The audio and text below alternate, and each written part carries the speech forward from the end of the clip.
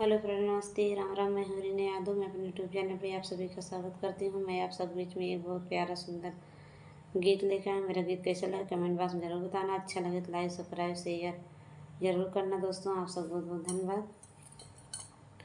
बाटी गईल खेत दुआर पाई पाई, बाटी गईल खेत दुआर पाई पाई, की करे में माई रही है, की करे में बाबू, की कर में माई रही है, की कर में बाबू, की कर में माई रही, की कर में बाबू, की कर में माई रही है।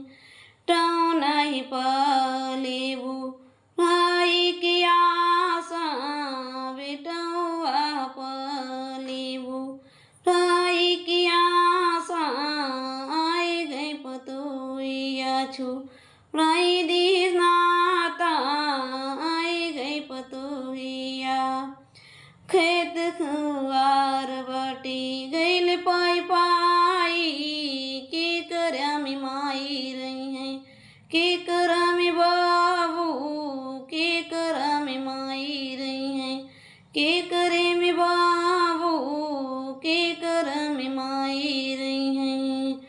बगल गई गई चल गई, बगल गई गई चल गई, आमा लग गई टी कोरव की आशा, आमा लग गई टी कोरव की आशा, आई गई पुतोई बाई पुरवैया चू आई लगला सा, के करे में माई रही, के करे में बा